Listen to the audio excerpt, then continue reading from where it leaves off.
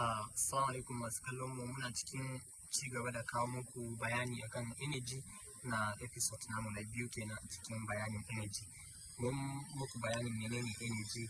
Wato energy mun ce shine capacity na yin aiki, wato ikon yin wani aiki. To energy din ya karkasu gida biyu, akwai abin da ake ce ma potential energy, akwai abin da kuma ake ce ma kinetic energy.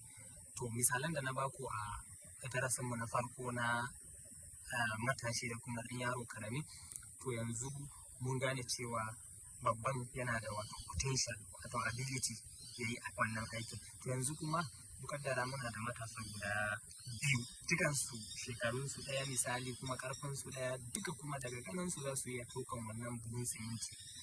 To sai ka umarci mutum ɗaya ya ɗauki buhun simintin, sai ya ɗauki buhun simintin ya kai shi inda kake so ya kai maka shi. To ɗayan kuma bai kai ba. To amma dai dukansu suna da wannan ability. To yanzu me ya bambanta su? Duka suna da, they have the ability to take the bag. Suna da wannan ikon, suna da wannan energy. To yanzu me ya bambanta su? Za ka ga bambancin ɗaya ne ai dama. Wannan ya ɗauki buhun, yana da ikon kuma ya ɗauki buhun ya kai. Wannan kuma yana da ikon amma bai ɗauki buhun ba, bai yi aiki da ikon ba. To sanda kana da iko kuma baka yi amfani da wannan ikon, to wannan sunan ikon naka, energy naka shine potential energy.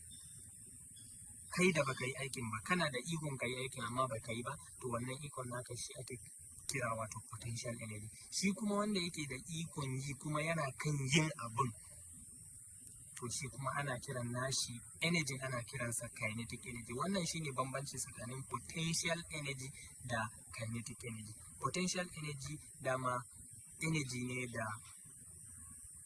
that is due to position. Kawai bisa ganinsa kawai yana da ikon ya yi aikin amma bai yi aikin ba. Wannan kuma yana da iko ya yi aikin, yana aikin kuma.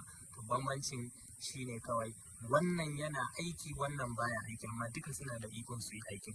Wanda yake da ikon ya yi aiki yana aiki, yana da kinetic energy. Wanda yake da ikon ya yi aiki bai yi aiki ba, shi kuma nashi is potential energy. Formulan kuma na potential energy is mgh. Na kinetic energy kuma half mv square. Za mu yi bayani dai nan gaba cikin darussanmu na energy insha Allah.